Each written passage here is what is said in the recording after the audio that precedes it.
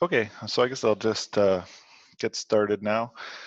So thank you all for tuning in to what was supposed to be an in-person talk, but was now switched to a webinar. I'm just going to start with the first couple slides, just giving a brief overview of the professional graduate programs that we're running at the university, and then we'll jump into the more interesting part of the talk after that. So I am one of the security professors who teaches in the information security certificate programs. We have 3 programs currently approved and being offered, and we're in the process of trying to get a master's degree approved as well. So the idea being that if you take 2 out of the 3 of the certificate programs and then do a project or sort of work experience type thing in computer security, you can take that and put it together and get a master's, a professional master's. That is still in the approvals process with the province, so nothing's official yet, but we're hopeful that soon we'll be able to also offer the master's. But for now, we have these 3 certificates.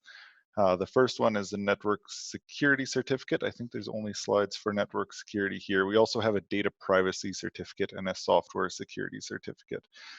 So for the network security certificate, you can see the 4 classes being offered as part of that on the current slide. There's the policies, standards, and programs, which looks at privacy policies and security policies and what makes a good policy and a bad policy and how these interact with the law and so on. Applied cryptography is a class that you might end up having me teach if you enroll in that one. We look at cryptography from a very applied perspective. What sort of tools are available? How do you use them properly? What problems do they solve? And what problems do they not solve, etc.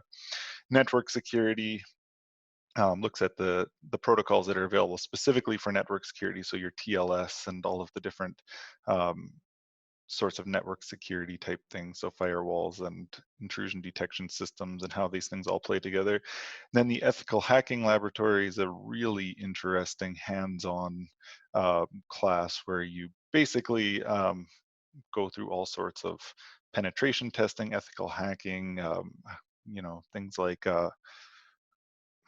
I'm not getting the right words here, social engineering and so on in a very hands-on manner. So a very fun class. And if you take the 4 of these, you put them together and get the network security certificate, which is, as I said, hopefully soon going to be one of the stackable certificates in the master's program. Yeah, so we also have the data privacy certificate that's being offered soon. So this one, we have the private data management, which is a course on how do you actually manage data privately. So if you were collecting sensitive data about customers or patients or whatever the case may be, how do you actually manage this data, make the best use of it, and not subject it to undue risks. The Privacy by Design Laboratory is going to be a hands-on, it's kind of like the ethical hacking laboratory where you look at how do you design systems from the ground up or re-engineer existing systems to be to take privacy in mind and to make sure that they're designed so that you can provide strong privacy assurances without sacrificing on the sort of the functionality that you might want. And then the policy standards and programs is the same class that you can also take as part of the network security certificate. And then you can also choose the applied cryptography, same class I mentioned before, or a topics in privacy. I'm going to be teaching one of the topics in privacy, not in the fall, but in the subsequent winter, so about a year from now, on blockchain technologies. The precise topics covered there will vary over time. So the admissions requirements for this are actually something that may be changing a little bit in the future. We're looking at possibly having different requirements for different classes. But at the moment, you just need a 4-year bachelor's degree in anything. Your GPA has to have been at least 3. You have to have some sort of evidence that you have a background in computer science, which you can show by showing that you took a computer programming class, an algorithms and data structures class, and either an operating system or computer networks class. So if you have a degree in computer science, you will certainly meet these requirements. If you don't, but you took some electives, there's a good chance you'll meet these requirements. And then if you have relevant work experience, so if you've been working in the computing field and IT for some time, there's potential to also sort of get a waiver for some of these requirements if you can demonstrate that that's warranted. Okay. And if you are not a native English speaker, then there's also English language proficiency, but I suspect most people joining us are from Calgary and that wouldn't apply to them. Okay, so that is the boilerplate out of the way about the program itself. The talk that I wanted to give today was actually about my research, just to give you a feel for some of the interesting stuff that we do here and some of the interesting technologies that you might encounter if you take the certificate programs. So this talk was designed very much with face-to-face interaction in mind. So it's going to be a bit of an experiment to try to do this effectively over a webinar. There's, at least at the very beginning, there's a kind of a quiz where I expected people to shout out answers and so on. And that's not quite going to work the same, but hopefully you'll enjoy it nonetheless. So the topic is privacy, and in particular, we're looking at privacy on the web in light of e-commerce and things like Netflix and so on. I'm Ryan Henry. I think I mentioned I'm an assistant professor here in computer science and one of the instructors of the data privacy and other certificate programs. Okay, so here's the quiz that would have made more sense if we were at the library. Can anyone tell me what this is?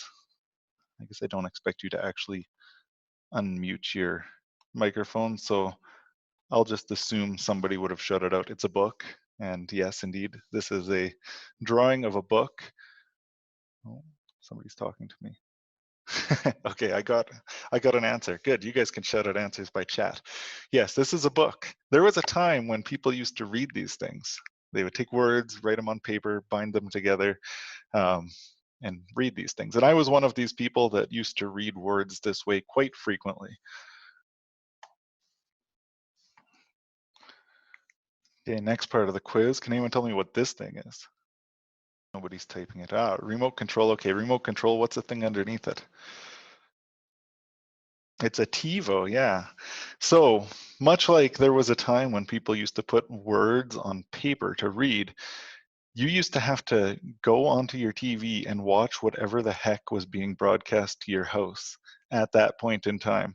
And then these people came along and built this thing called a TiVo, which has a digital tuner in it as well as a hard drive, so you could actually record video and watch it when you want, fast forward through the commercials, schedule recordings, tell it you want to record all episodes of a given series, and actually watch TV on your own terms. And this was pretty popular for a while until things like Netflix came along and replaced it. Okay, here's one. What is this? Ecosystem. Good guess. I'll give you a hint. This is what it looks like today. Sorry, I have a horrible sense of humor. Yes, it's the Amazon. This is not actually the Amazon that I want to talk about. The Amazon that I really want to talk about is this Amazon here. So I mentioned back in the day, I used to read words from paper, and I predominantly got these words on paper from Amazon because, believe it or not, Amazon used to sell books. It used to be, in fact, the only thing that Amazon sold. And one day somebody recommended to me a book, and I ended up buying it from Amazon. And then Amazon suggested to me that there's some other book I might like. Okay. So, yeah, sorry, distracted by chat. So I saw this recommendation for another book and I thought, wow, that looks really interesting, and I bought it. And then Amazon recommended another book and I bought it. And long story short, I have a garage filled with boxes of amazing books, and Jeff Bezos is a multi-billionaire, and there's a strong connection between these two things. So this all boiled down to the fact that after I bought one book, Amazon suggested to me other books that I might like, and they were predominantly right. They were usually books I had never even heard of. I saw the recommendations and I thought, wow, I do want that book. And then I would buy that book. And every time I bought a book, the recommendations would get better because they might recommend 3 or 4 books. I would pick one that I really liked and buy it. And then they would incorporate that feedback that he didn't really go for these 3 recommendations, but he went for that one. And their recommendations got progressively better and better. Now, I actually bought mostly science popularization and mathematics books, but these ones seem to fit the theme better of this talk. So what got me interested in Amazon was an incident that happened a while back. I guess I'm jumping a little bit ahead of myself. The way that this tends to work these days, rather than you going to Amazon and saying, hey, I want this book, and them taking words that have been printed on paper and shipping them to your house, is you go to Amazon and you say, hey, I want an ebook put onto my Kindle. And then a purely digital transaction happens where you, the consumer, transfers some funds to Amazon using a credit card, and in return, Amazon sends a bunch of bits to your Kindle or other e-reader device, and now you have the book. And this is a huge amount of Amazon's business these days. I mean, they obviously still ship a ton of stuff, but when it comes to things like books and movies and so on, it's predominantly all digital these days. What got me interested in this from a research perspective was a court case that happened back when I was a graduate student. So a government entity, now I don't want to point fingers at any particular government entity, but it was the one that finger's pointing at, which is North Carolina, took Amazon to court and asked, basically they demanded that Amazon turn over a list of every book that every citizen had purchased in the preceding 2 years. And the reason for this was that the legislature in North Carolina had struck a deal with Amazon, saying that if Amazon built a massive data center in North Carolina, that North Carolina would waive what's called the nexus laws. So they have these laws in the United States about when it's necessary to collect sales tax, state sales tax from people, that basically say, if you have a physical presence in the state, it's your responsibility to collect sales tax. If you do not have a physical presence in the state, then it is up to the people from that state to basically, on the honor system, pay the sales tax directly to the government, which of course nobody does. And Amazon used as a selling point that we won't charge you sales tax. So what the legislature in North Carolina did was they said, if you build a big warehouse here and employ a whole bunch of North Carolinians, we will waive the nexus requirements and not require you to collect sales tax, because we would rather have the jobs than the tax revenue.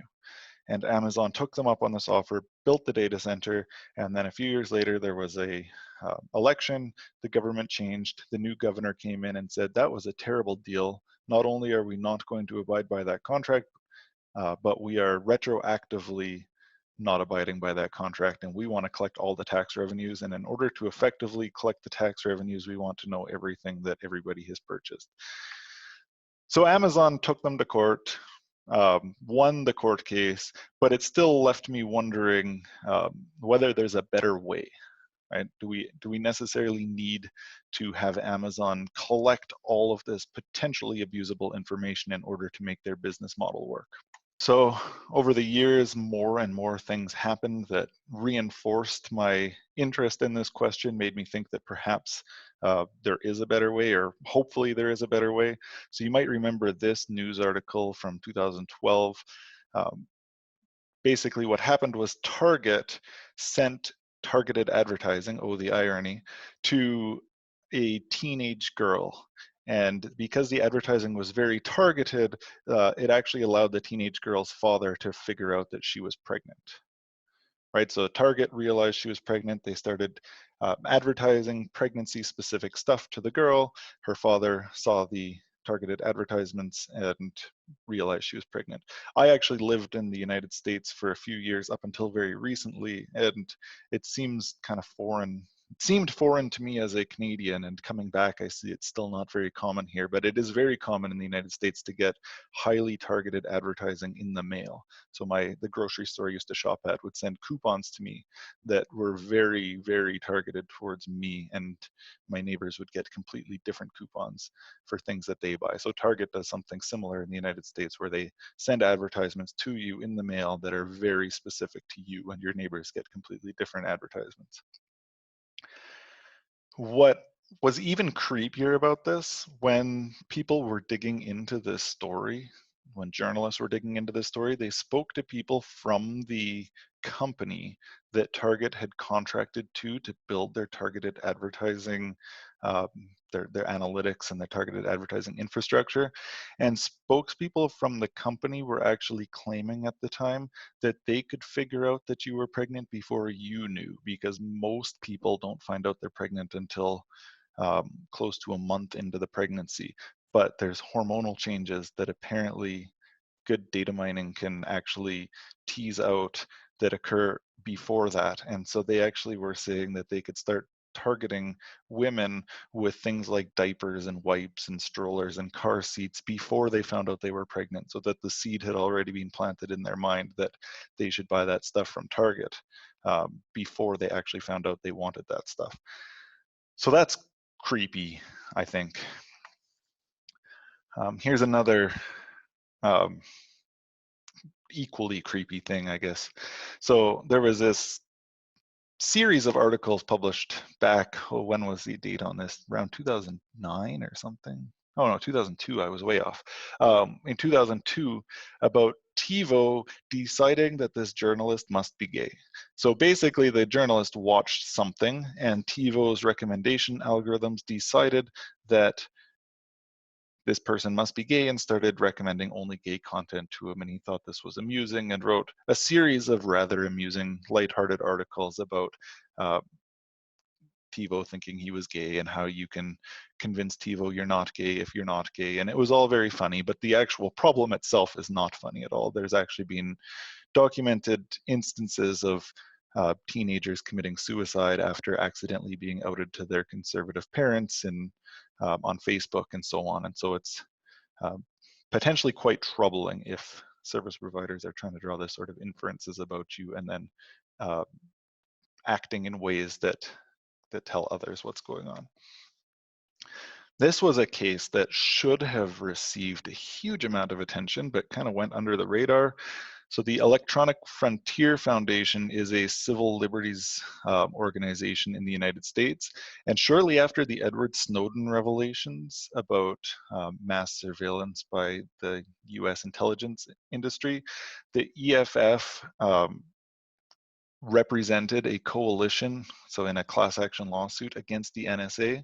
So the lead plaintiff was the First Unitarian Church of Los Angeles, but the coalition included gun rights activists. There was the National Organization for the Reform of Marijuana Laws, a handful of other religions that are branches of Christianity that are not, you know, considered at least by some to be fringe, some other drug reform places.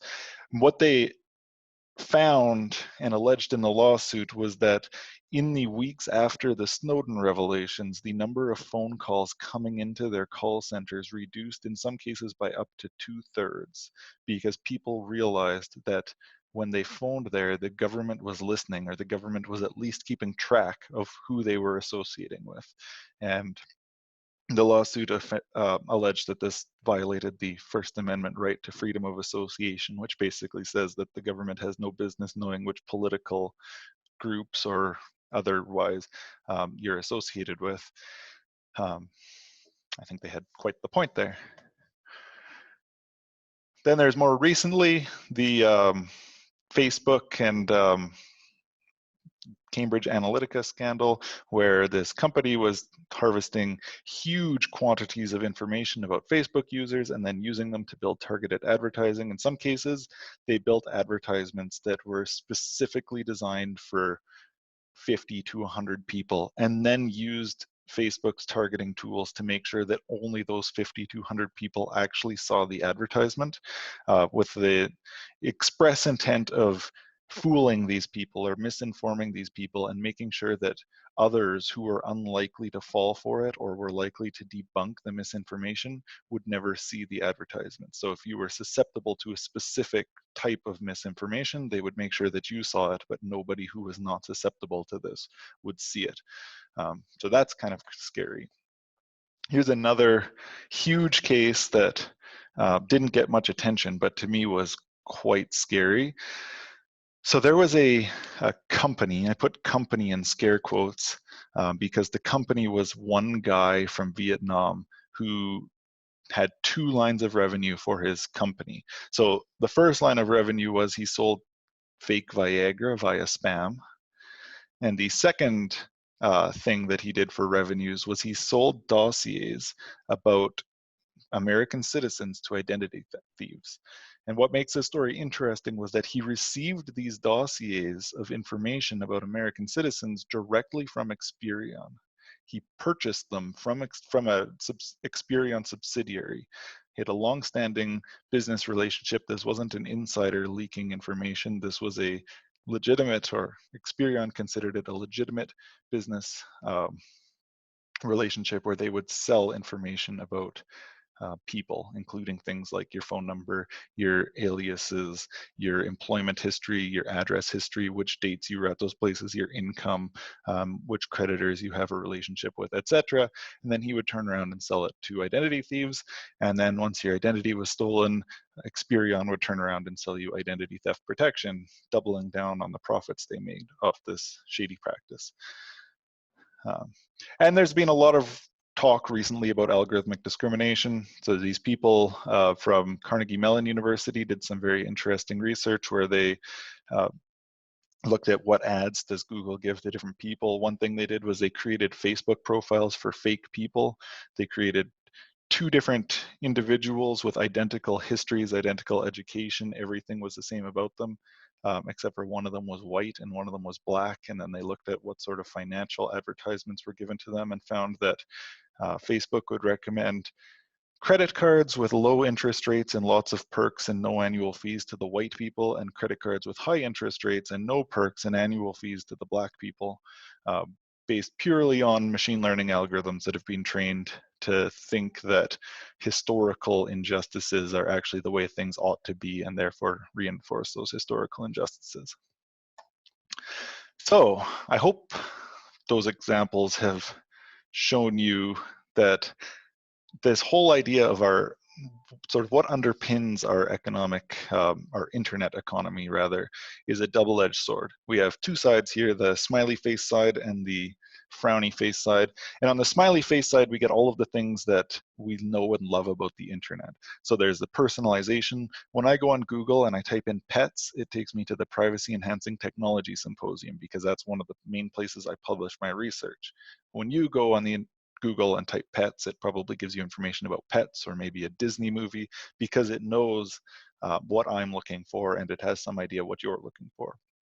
There's useful recommendations, whether it be books that Amazon suggests to you, or, I mean, this is another show of hands thing, but how many of you have binge watched a Netflix series recently? Okay, at least one person says me. I suspect the answer is more than one person. And the reason why, okay, now we're getting lots of, yes, lots of people. So the reason why people binge watch Netflix episodes or series, there's a couple of reasons. One of them is that they're really good, and another one is that they are really convenient, and the other one is that they are effectively targeted towards the right audience. And these are all connected. So they're convenient because they are on demand. But this also means that Netflix can collect a lot of information about who's watching what. They know if you turn a series on and then shut it off 5 minutes in, and they can learn from that. They can say, our predictive model said this person should have liked that, but they turned it off 5 minutes in. Perhaps it's because it's hard to get into this and we need to find a better way to hook people in the first few minutes. They know a lot of information, and then they can use this to both make sure that when there's a series you're going to like, they bring it to your attention, and that they can learn from what people like and actually produce content that certain demographics are more likely to like. So these series that you love probably exists partially because you love it so much, and Netflix was able to learn from the data they collect about what people watch that, hey, if we make something like this, people are going to love it. And then they targeted you with their advertising. They said, hey, you should watch this, and they didn't bother recommending it to someone who is not going to like it. So this is all on the happy side. There's also fraud and abuse detection. How many of you have had a credit card company call you and say, hey, did you just try to make this transaction? And you said, no, I didn't. And they said, okay, no problem, we already blocked it.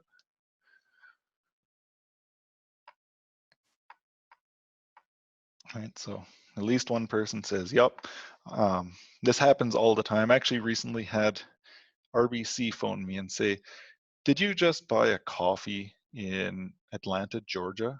And I said, no. But for me to show up randomly in Atlanta, Georgia, at least up until very recently, would not be unusual. And for me to buy coffee is extremely not unusual. They followed that question up with, did you buy a cocktail in Scottsdale, Arizona?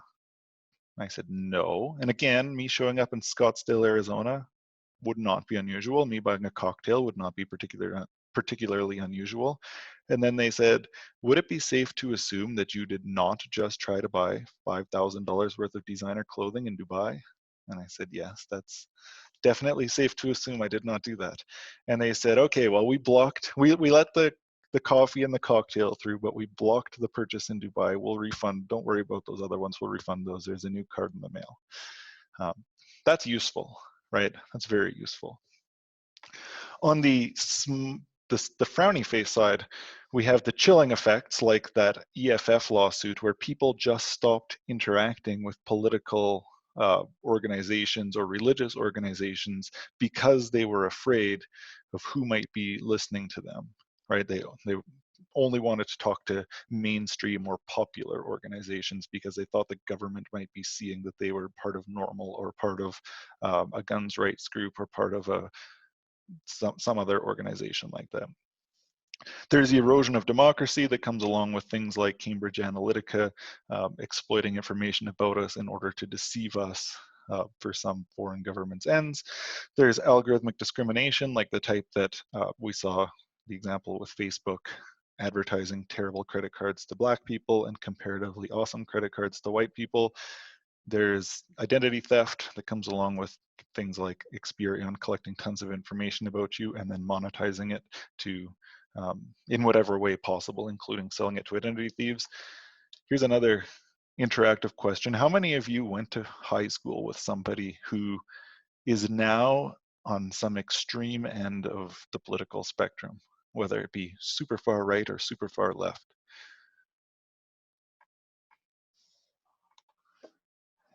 Have you ever logged onto Facebook and looked at their feed?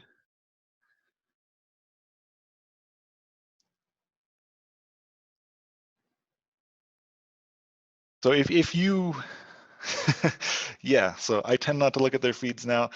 When I moved from London, 20K pounds was taken from bank account. Oh, wow. I hope you got that back. Usually bank accounts are, if it's taken out of your bank account, you're in trouble. Okay, so I see at least a few people say yes, they have someone who's on the extreme end. One person said they don't look at them anymore.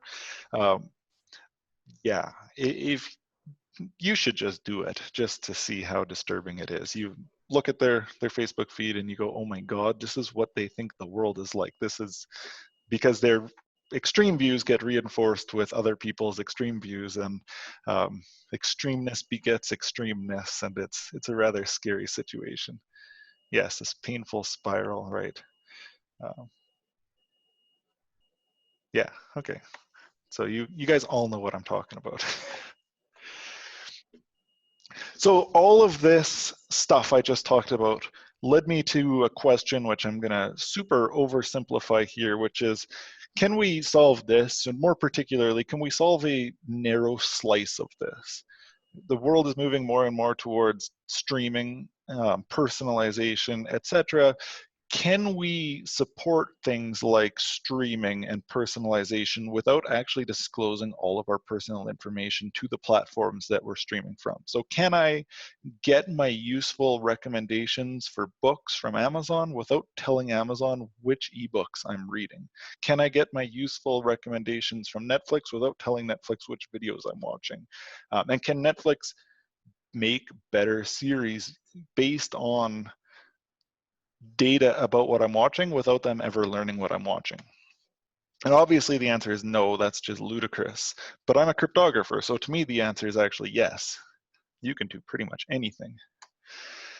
So I'm going to just super briefly touch on 3 different papers. This was my first foray into this. This paper was written directly in response to that Amazon being sued or having their data, it was Amazon that did the suing actually, but Amazon having their data requested by the North Carolina government. So it's called Practical PIR for Electronic Commerce. We kind of solved a little narrow bit of the problem in this paper and left a lot open.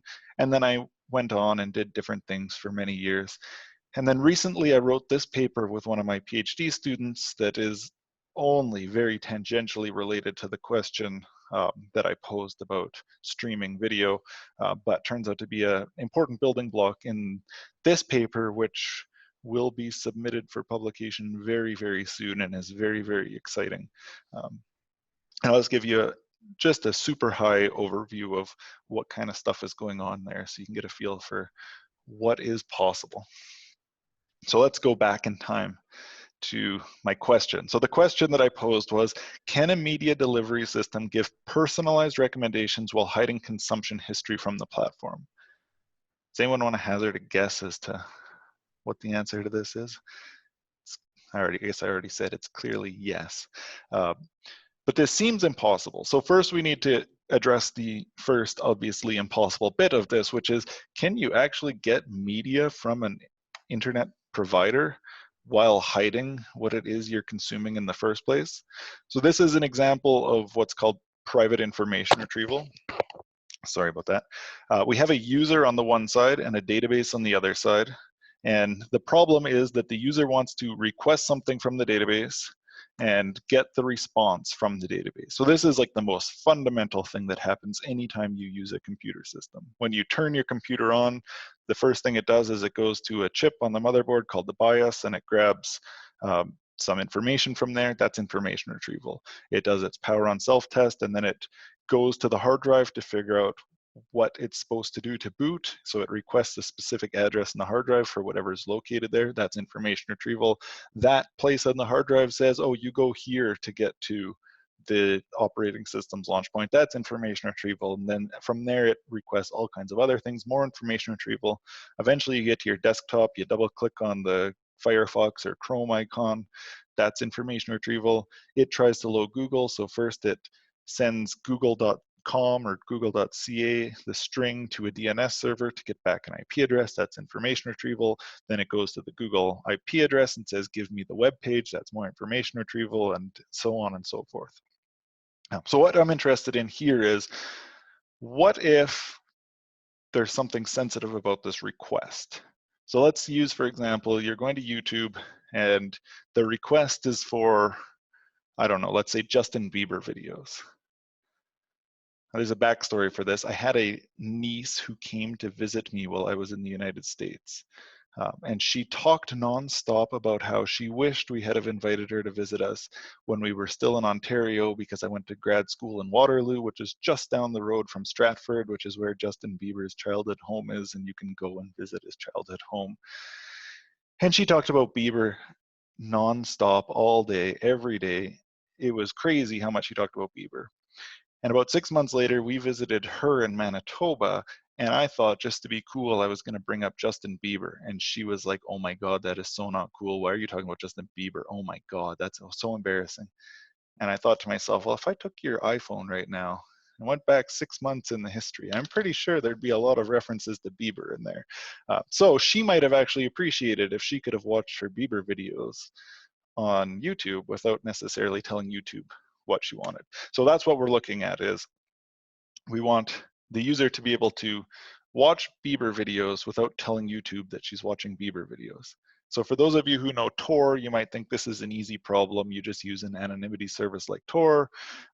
You can fetch your Bieber videos and do it anonymously. So now YouTube knows someone watched Bieber videos, but it doesn't actually know the identity of the believer. That's what they call Bieber fans, for those of you who don't have a niece who's a believer. But this doesn't completely solve the problem. So there's, oh, I've got a chat message here. Okay. Yeah, so that doesn't completely solve the problem. There's actually a much more sinister thing that can happen other than just embarrassment at the fact that you watch Bieber videos. So the pharmaceutical industry is a great example of this. Pharmaceutical companies buy an entire copy. They pay good money actually for an entire copy of the pharmaceutical patent database, and they keep a local copy of it on a server of their choosing. Uh, in their own premises. And they do this because if you look at their searches, if you look at what exactly it is that they have been searching, you can often figure out what their idea is. So they look through the patent database to try to find out if other people have patented ideas similar to the ideas they're looking into. And by looking at the queries, you can sometimes infer what they just spent their tens or hundreds of millions of dollars of research and development to figure out, and then try to patent it out from under them, or start marketing something in parallel, doing parallel research based on that, using their research and development funds to get a competitive advantage for yourself. So to avoid that, they just take a local copy of the database so that they can do all their searches locally and not disclose to some server on the internet what they're looking for.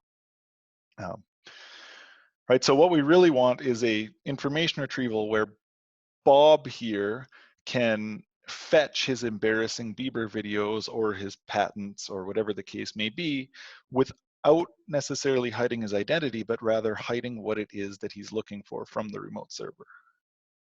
And this is clearly impossible, but in fact, it turns out that it's entirely possible using a cryptographic primitive called private information retrieval.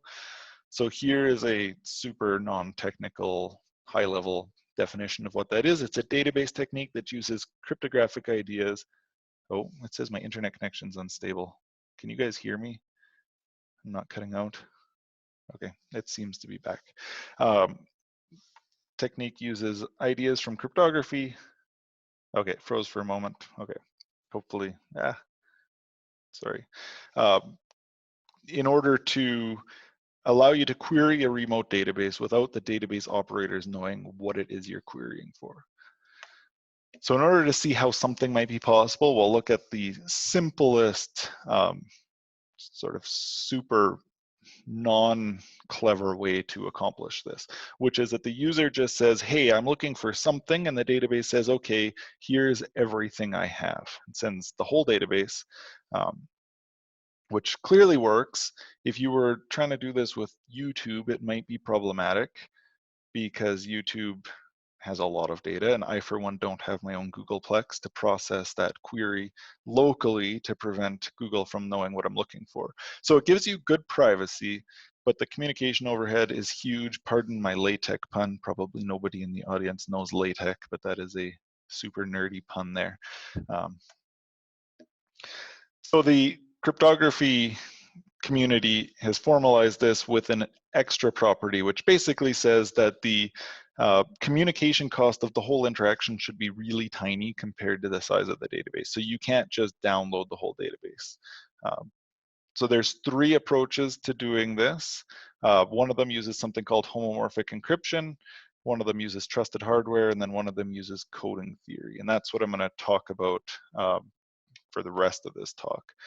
So now I'm going to throw some serious math at you. Trust me, it's not going to be too bad, and it's pretty cool. And hopefully you'll agree it's pretty cool. So we think of the database as a matrix. Think back to your early college days, or maybe end of high school when you learned about matrices. This is just a grid of numbers. The numbers in this case are going to be from something called a finite field, which is a fancy way of saying you can add, you can multiply, you can subtract, and you can take inverses. So I can always find a number that plays the role of 1 over some other number, so that I can multiply two numbers together to get 1.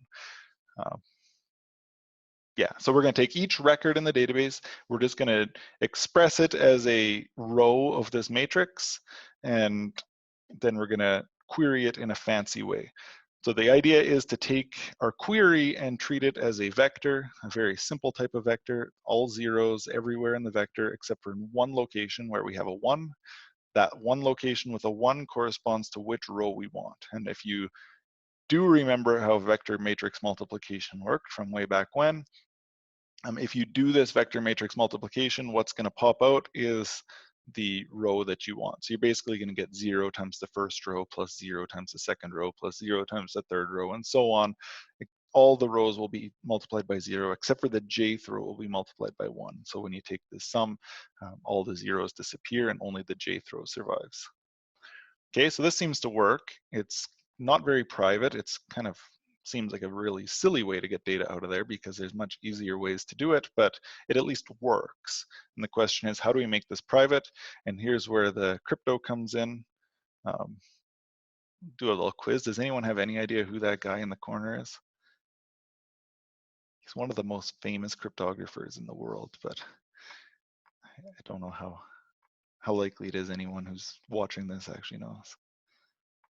I'm not getting any answers as quickly as the other ones gave me.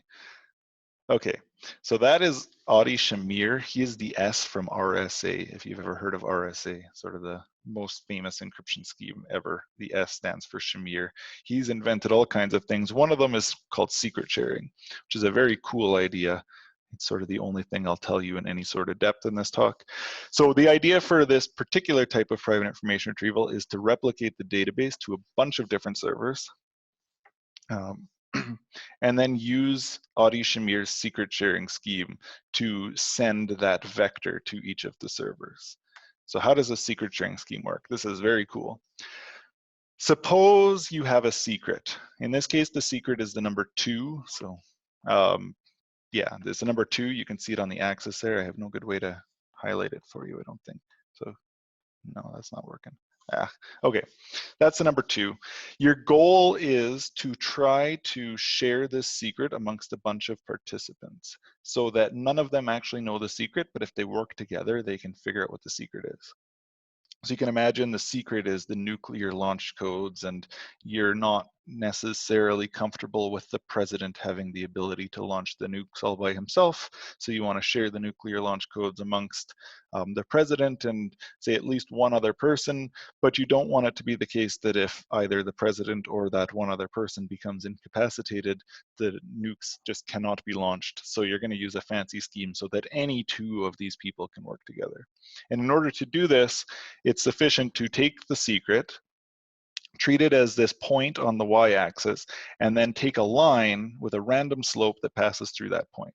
Now, it's important that the slope be random and that it passes through that point. And then each of the shareholders, each of these people who are able to reconstruct the secret just gets 1 point on this line. Now, if you think about this, given only 1 point, this might be the secret because this line passes through that secret and this point, but because the slope of the line was random, you really can't tell whether maybe any of these other values were the secret. So there's no way to figure out which the secret was from your 1 point. As soon as you have 2 points, there's only one line that passes through them, and so you can easily figure out what the secret was from that. So that's the basic idea. What if you had more people that you wanted to have to work together? So say you wanted to have 4 people work together because you don't think that it's wise to entrust the nuclear launch codes to just 2 people. The idea is exactly the same. You just use polynomials of bigger degree. So the line is actually just a linear polynomial. If you want to have 4 work together, use a cubic polynomial. So the polynomial is completely random, except that passes through the y-intercept at your secret, and each participant still gets 1 point on the polynomial. And it's harder to draw the visualization, but believe me, there's the math works out. If you have only 3 of the points on this, every secret is equally probable from the information you have. As soon as you have 4 points on the polynomial, you can figure out exactly which polynomial you're dealing with and then just read off what the one and only possible secret is. Okay, so that gives us privacy, but do we still have information retrieval? And the answer is yes. So Shamir's secret sharing scheme has some nice properties called linearity. Basically says we can add and multiply these points that the shareholders get in a secret sharing scheme, and the answers work out as we would expect. So if you have secret sharing scheme that shares A and you have another secret sharing scheme that's sharing B, then the shareholders can just add their shares together and they get shares of A plus B, or they can multiply them by C and they get shares of C times A, and so on. And likewise, the vector matrix multiplication is sort of the canonical example of something that's linear. So we're just doing a bunch of scalar multiplications, a bunch of addition. This is where being a finite field comes into play. We need to be able to take inverses there. That level of detail is not super important. What I want you to take away from this is that this all fits nicely, so we can actually just take Shamir secret shares of that vector, send it to the different servers, and then prove that none of the servers is able to figure out anything about what it is that the client wanted, but the client can just reconstruct the secret and learn the particular record they were after at the end. So that's kind of cool. We have private information retrieval. So now what did we do in my own work in this space? So the first paper dealt with that particular private information retrieval protocol, and we made a very simple observation, which was that if you add together the incoming queries, you're basically constructing a histogram of how many times each thing was downloaded. Because the vectors are just all zeros except for one in the location of the thing just fetched, if you add a bunch of them together, you just get you know, if two things are for the same record, you get a 2 in that location now and zeros everywhere else. And then if I fetch a different record, now there's a 1 in that location and a 2 in the location of the first two things, and everything else is zeros and so on. So as queries come in, we just add them to the old running tally to get a new running tally. And eventually we can reconstruct this to get a histogram that says how many times each thing was downloaded. So that's kind of neat. But then we use some really fancy cryptography called zero knowledge proofs and multi-party computation to allow some seemingly impossible things, like allowing people to pay for records. So different records might have different prices, but if you make the users sort of fill up a wallet, so say you pay $100 for a gift card, now you can purchase as many things as you want with that gift card until you've spent the full $100.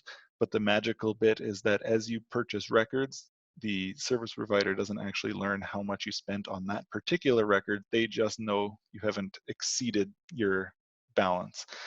We showed how to do royalty payments. So if, say for example, we have Amazon, and every time you buy an ebook, the author of that ebook gets $1.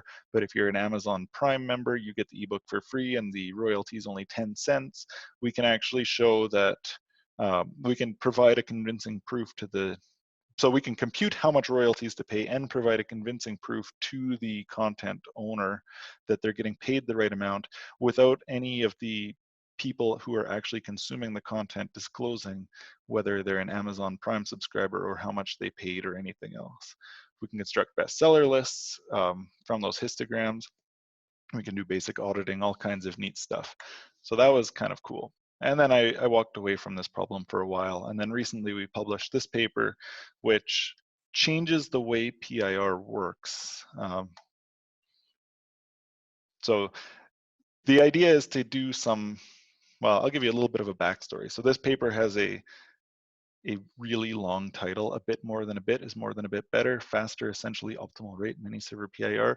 There was this paper published by some information theorists at Berkeley that did something quite magical in the most impractical way possible. So they were interested in the problem of how little can you get away with downloading if you want to do PIR. If you think back to the first approach I showed you, the download overhead is quite high. With this approach, they basically showed that if you had a ridiculously large number of servers. In fact, the number of servers for a realistic use case may very well exceed the number of electrons in the observable universe. But if you just were to do a thought experiment and say, what if we had as many servers as we want? They showed that you can download only one extra bit of data. And so we thought, that's very interesting, but does it have to be so inefficient? And discovered that no, it doesn't. And so we modified their approach and came up with this protocol where I think I'll just skip the details of how this works actually, but we came up with a really slick protocol that has super low download cost.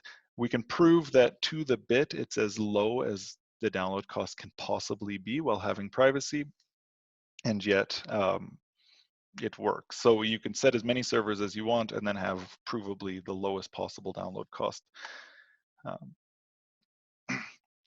Right, so I'm just going to skip this because you don't need to know the details of that. So the scheme is quite efficient. It has the lowest possible download cost, and we can also show it as the lowest possible computation cost, which is not something you normally get to see. That you see lots of stuff where they say, well, it can't scale better than this, but we can actually say, no, it can't even do one fewer bit operation. That would be impossible. And it has a low upload cost, as in it's comparable to existing schemes. So then we use some really heavy machinery. I think I'm going to skip most of this too, but you can see the animation just to get a flavor for some of the cool technical machinery behind it. We use something called distributed point functions.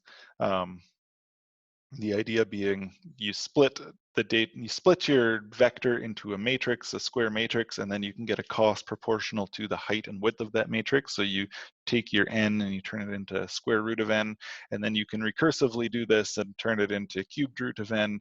And if you go as far as you can go, you turn it into the log of n, which turns out to be very, very tiny. So even if you have trillions of things in your database, this ends up being like 40 or 50 instead of trillion, which is a big reduction.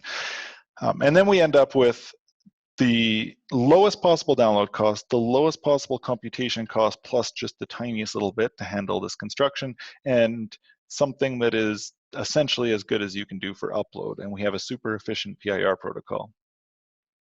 And now with my current students, we've been looking at, can we use this scheme to do the e-commerce stuff that I was talking about before? And it turns out the answer is yes. And so what we've actually done is we've shown how to implement the same recommendation engine that Netflix uses on their actual service, but all fetches are done using this private information retrieval protocol.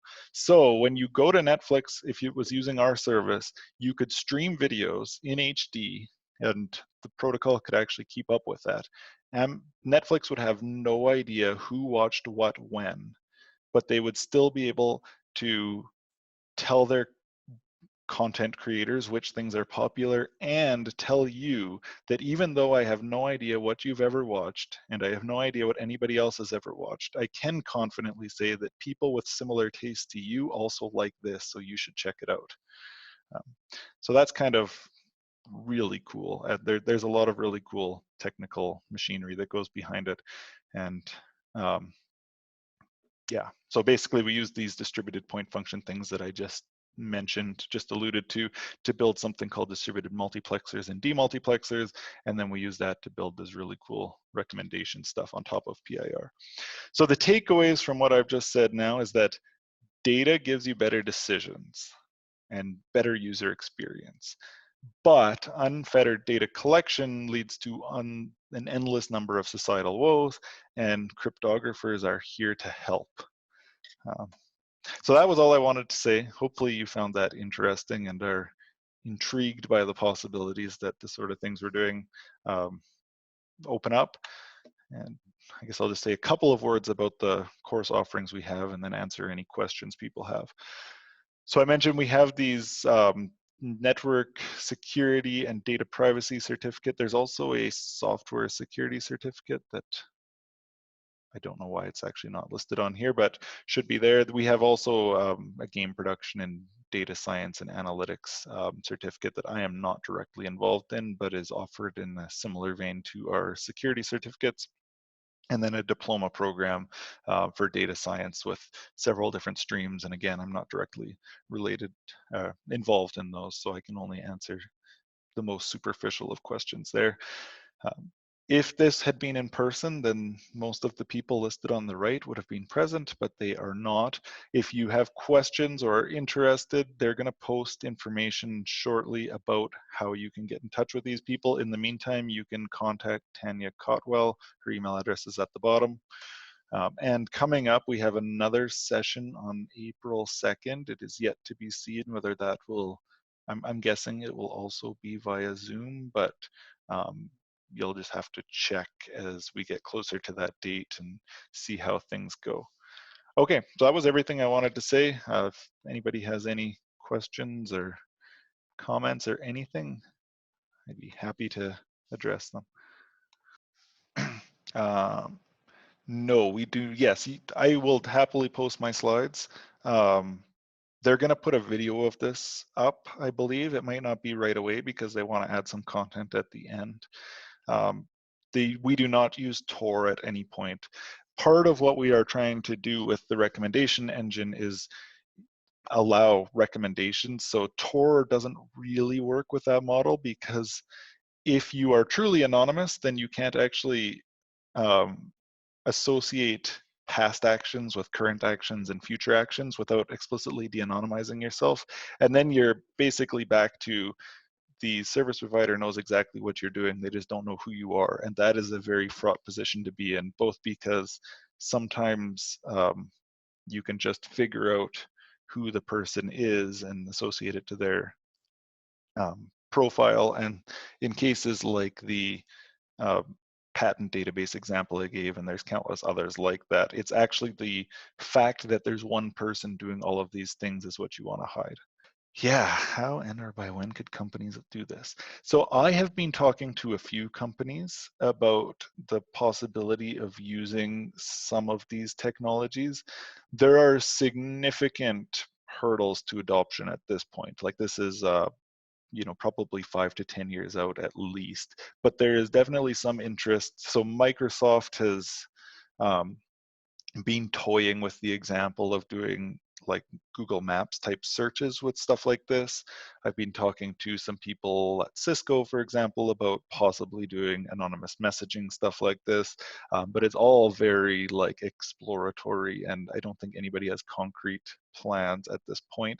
The one place where this is being used is in the intelligence community, actually. The US intelligence community, I mentioned, the examples with NSA being taken to court over mass surveillance.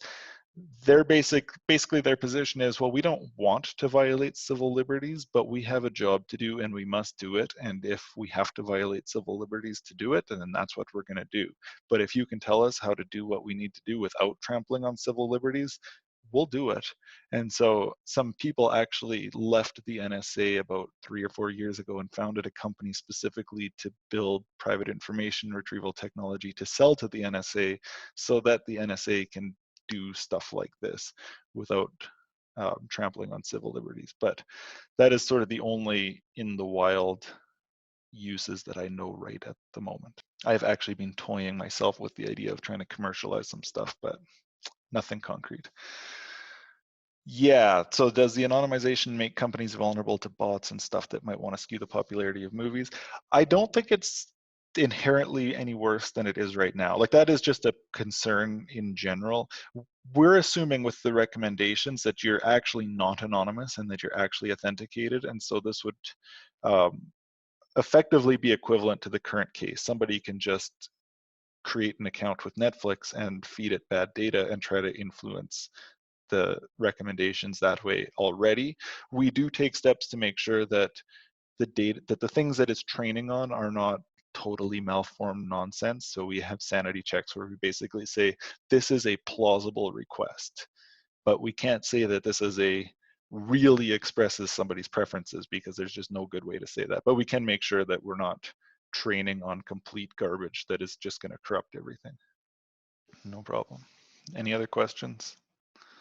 Okay, well, I'll just wait another minute or two in case somebody thinks of something. Otherwise, thank you guys all for listening. Hopefully you found it interesting. Hopefully you find the programs that we're offering potentially interesting. I would be absolutely thrilled to see some of you here taking a topics course and learning about some of these technologies with me, because this is what I love to do and what I love to teach, and certainly would fit within the data privacy. So if you're interested, you might be able to come and learn more about this from me.